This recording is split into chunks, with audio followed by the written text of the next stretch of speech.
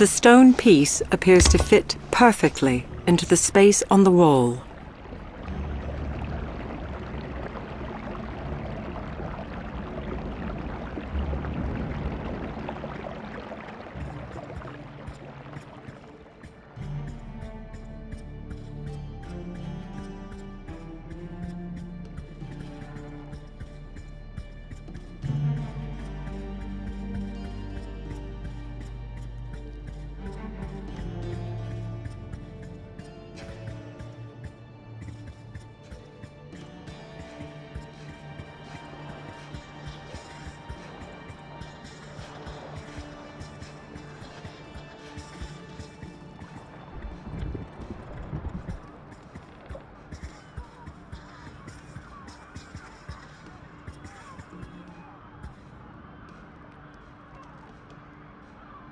Argonus places the ladder against the rocky cliff before driving the legs into the wet sand.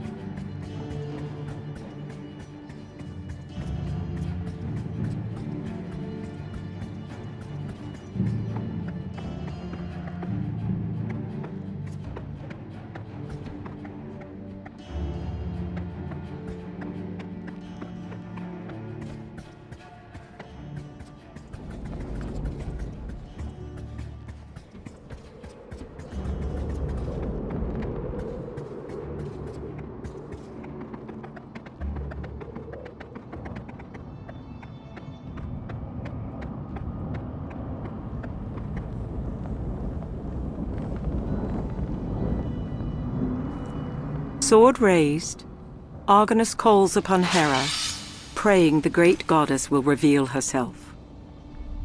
The mother of Ares obliges the sailor when the statue slowly comes to life and stone lips part. Argonus, She says, stand where you are and move no closer, for you are on holy ground. I have watched you from afar. I have seen your mettle. I have felt your anguish. Did you know that the gods feel anguish as well? Perhaps not for fallen comrades, but certainly for that which has been taken from us. Zeus's pets have taken to roost, defiling my golden orchard, which now lies fallow. I need but one warrior who would reclaim it. Reclaim my honor. Would the name of Argonus be immortalized thus? Argonus says nothing and raises his sword once again. Hera nods even as the sailor feels her eyes move from his face to his chest, and then finally resting upon his weapon. But this sword is ill-suited for such a task. Its blade is dulled, but I will grind it fine. Its tip broken, but I will make it like new. Hera transforms the weapon, reshaping the steel with nothing more than a wave of her hand. As Argonus marvels at the restored sword, Hera reverts to stone, but not before a final warning. Prove yourself, sailor of the Argo, and you shall be rewarded. Fail in this, and not even Athena can save you.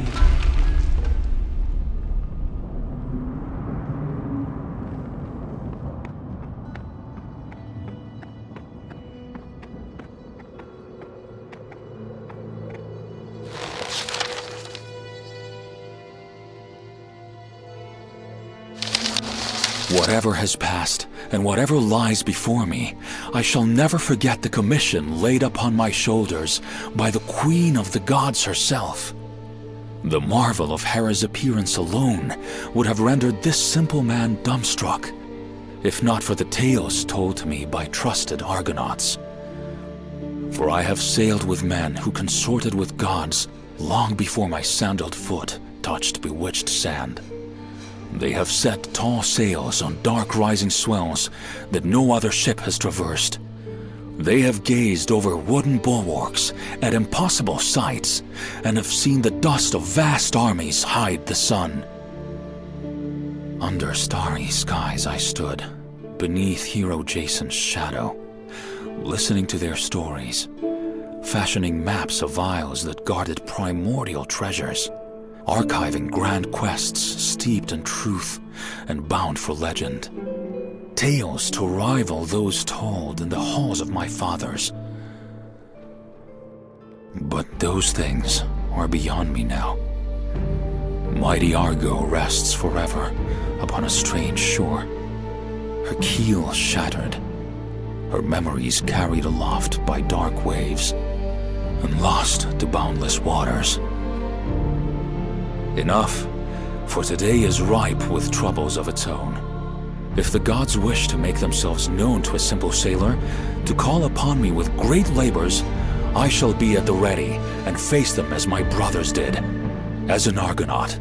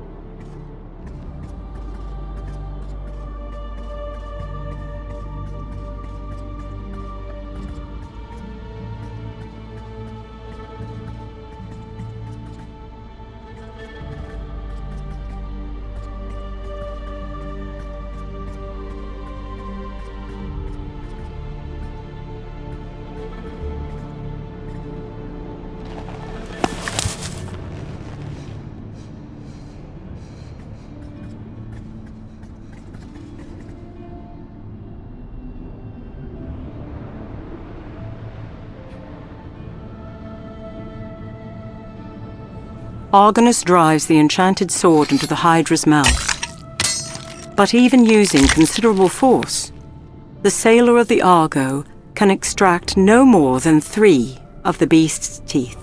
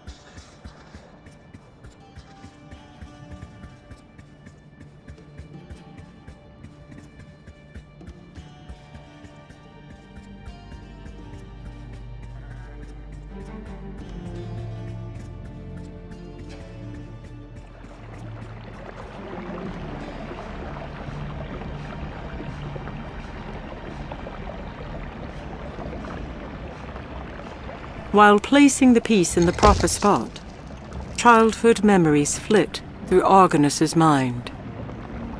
The mosaic, now complete, depicts an epic battle reminiscent of the tales of Jason and the Spartoi.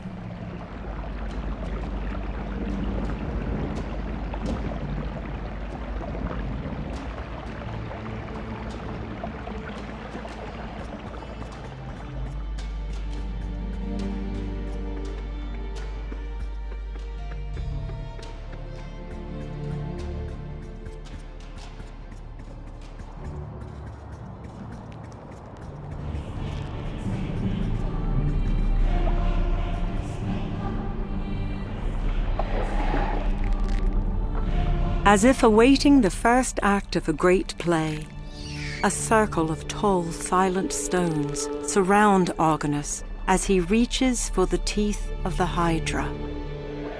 With a sweep of his arm, he tosses them into the shallow water, like a farmer sowing his field after winter's winds have faded. The ground trembles beneath the sailor's feet, followed by an uneasy silence. Then, one by one, skeletal foot soldiers rise, their stalwart shields bearing the mark of the very thing that birthed them. The undead warriors look to the trees and move as one toward the harpies that desecrate their branches. They engage the beasts with fury, raising sword and spear, staining the green sod below with splatters of red. After a short skirmish, the dogs of Zeus relent and are driven from the dense boughs and into gray skies. Victorious, the skeletons remain, ensuring the safety of the goddess's orchard.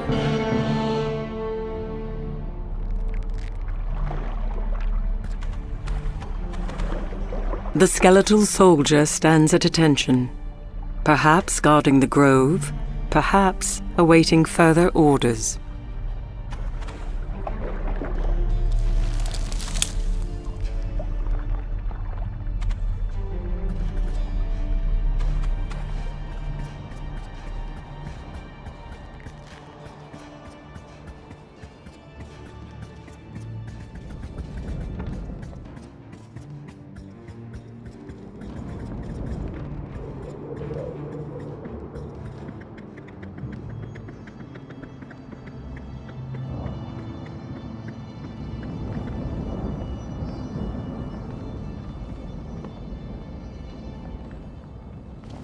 It takes naught but a few heartbeats for the statue to stir, and the mother of all gods to awaken.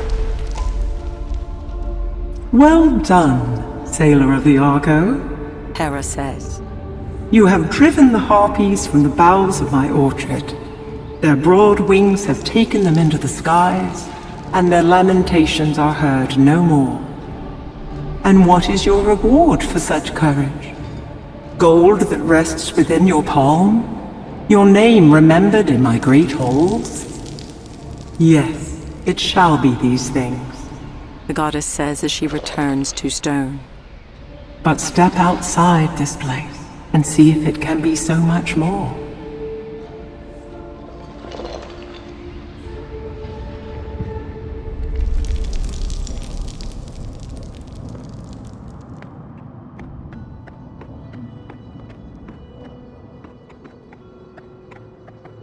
Gazing skyward, Argonus witnesses Hera's promise glide down to the earth upon wings of purest white.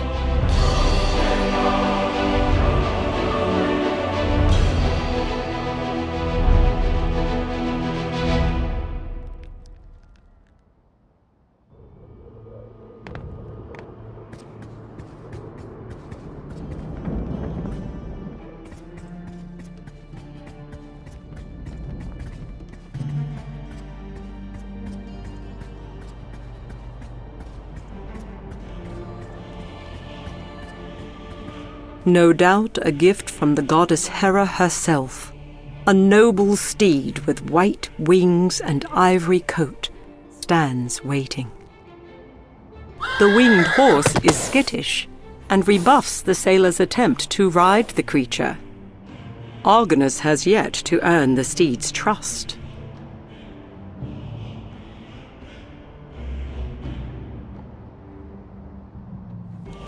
Golden apple in hand, Argonus approaches the stallion with trepidation. But the sailor's worries prove unfounded when the horse gently shakes his snow-white mane and accepts the gift. Sensing a kinship, Argonus straddles the great winged horse, and for a few moments at least, leaves the burdens of the world far below him.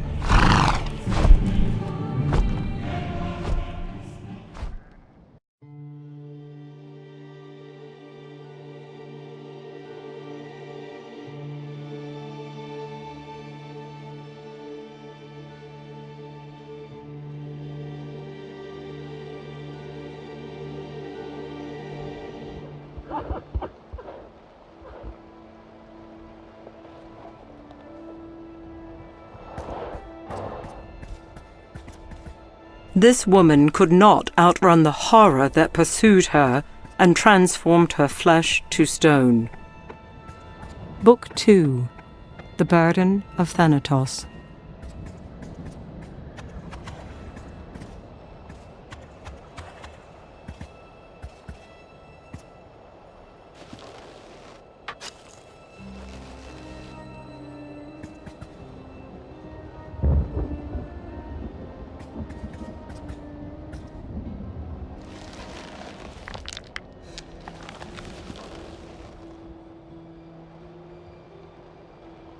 "'Tis a note written on parchment.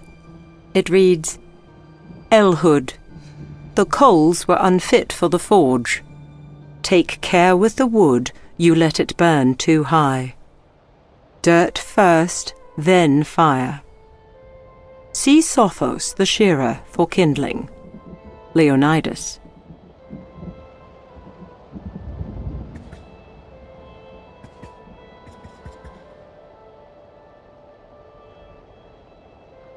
Argonus drops the wood into the pit.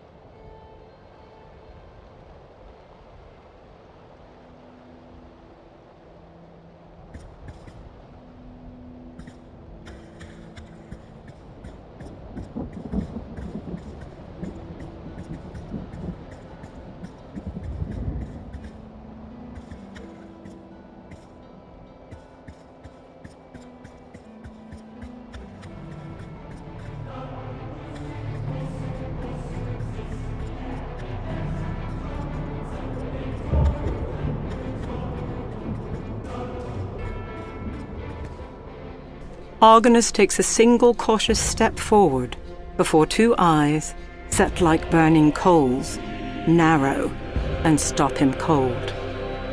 The Daimon's grotesque head regards the sailor. Nay, Argonus, son of Argus, thou cannot pass beyond this threshold. So says Hades, lord of the underworld. For just as many legions doth serve me and obey my will, so too Thanatos obeys the will of he who governs the dead.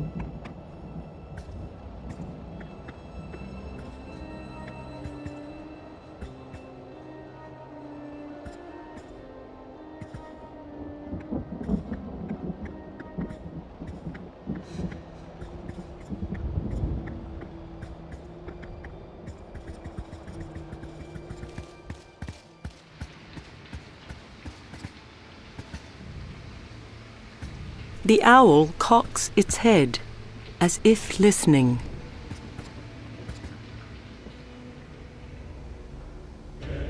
The great statue of Hades stirs, as if waking from a long, deep slumber. The god of the underworld looks about, before his gaze settles upon the sailor. Argonus, son of Argus, the shipbuilder. I have heard your name spoken within the halls of Zeus, albeit in whispers, and even then through mediary. It is said that fair Athena herself has laid upon your frail shoulders a great burden. And while she charges you to seek out your comrades, I find it curious that the goddess of wisdom would care so much about that which Hades governs. The god looks away, as if seeking something that even he cannot find. I know a great many things, Argonus. I know when each soul departs this mortal coil. I know when they enter my realm, and I know on which dark river they set sail. However, what I do not know, Hades says, his eyes once again turning toward Argonus, is why the names of two sisters are also uttered high upon Olympus. There is an object, an orb that can grant me such an answer. Who would be my steward? Who would bring it here, to my temple, to me? Without hesitation, Argonus nods. Pledge made, the god of the underworld stretches forth his hand, and a helm materializes before Argonus. Take this helm of darkness. Wear it, and eyes will be blinded to you. Succeed in this boon, and I will provide you with something greater. A way forward where there was none. So says Hades, brother of Zeus and Poseidon, ruler of the dead. And with that proclamation, the statue shifts once more and becomes silent.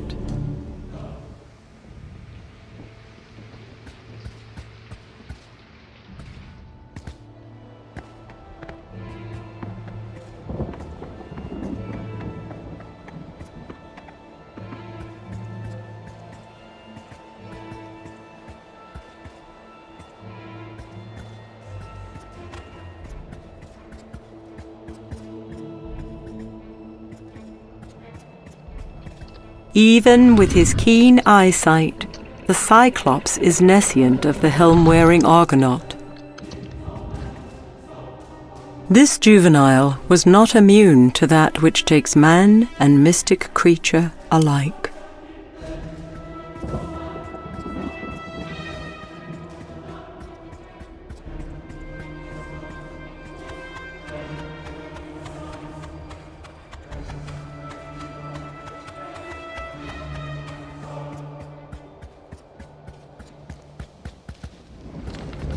It does not take a chronicler nor a seer to recognize the women that warm themselves by the fire.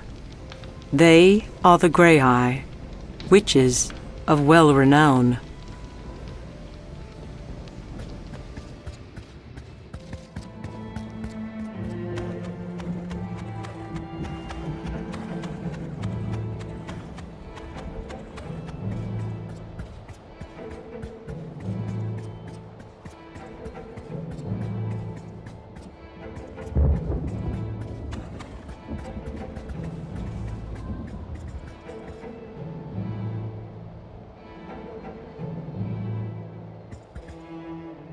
It is obvious that the helm was given for a greater purpose, one that only the god Hades appears to fully comprehend.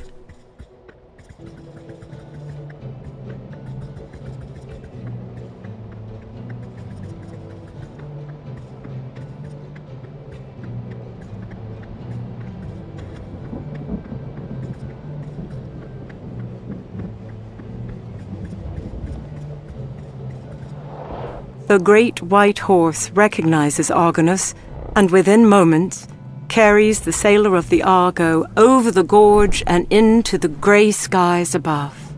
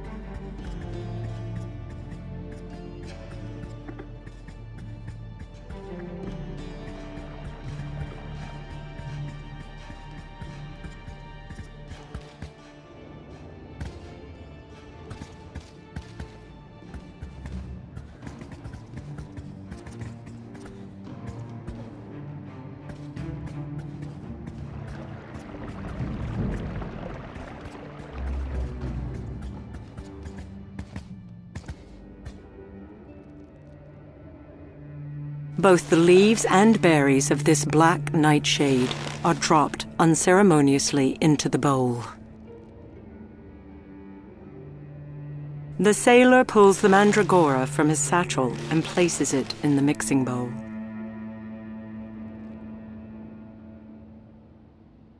Without fanfare, the purple flower is added to the mixing bowl.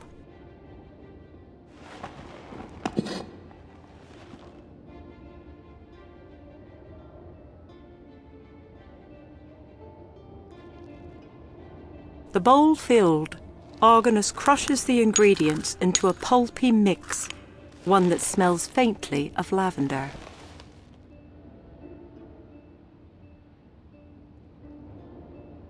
Argonus takes the newly created mixture and drops it into the small pouch.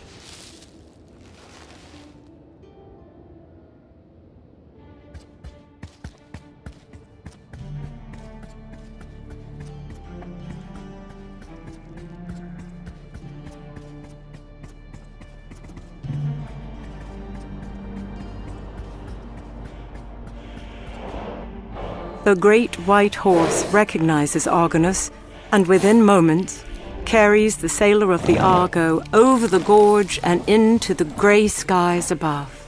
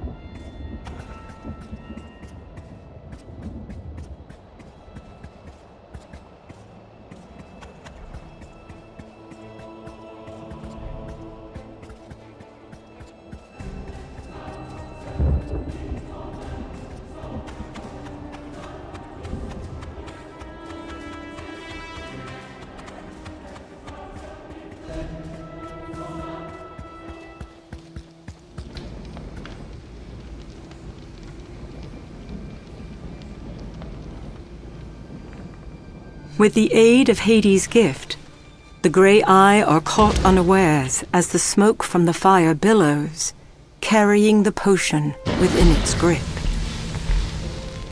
It takes naught but a few seconds for the witches to feel its effect, and one by one, they fall into a deep sleep.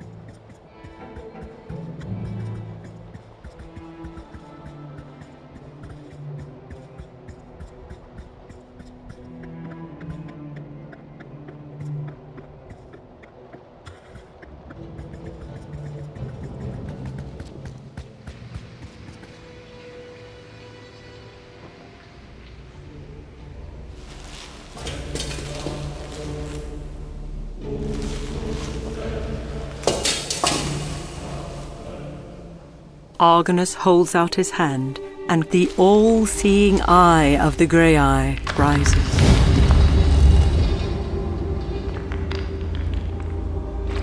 The god of the underworld stretches forth his arm, and light, not unlike that of a moonbeam, engulfs the sailor of the Argo. Argonus turns, and for the first time since setting foot upon this bedeviled isle, bears witness to his bane. With naught but a simple gaze, a woman, her hair like a nest of snakes, turns one of his shipmates into stone. The other creature, distraught, moves between the two, pleading. Stheno, this madness must end. How many more must perish to satiate your thirst for vengeance? Let us mourn our sister in peace. Let us return home.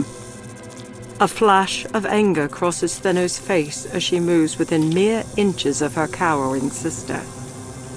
Never, Euryale. There is no time to weep or wail, nor shall there be. Not as long as a single breath forms within my breast. The petty gods will pay. Wretched Athena will pay. From Hades' heart I will stab at them. For hate's sake, I shall drive my vengeance deep. Stheno moves toward the looming entrance within the mount, but not before she pauses. When shall my hate have its fill? When shall it be placated? The woman whispers. Never, Euryale. Never. And with that, Stheno is gone, and Euryale obediently follows her sister into the darkness, into her madness. The vision falters, and the light that fell from the hand of Hades follows before fading completely. The god of the underworld takes measure of Argonus, and with a final nod, the statue moves no more, and the helm vanishes from sight.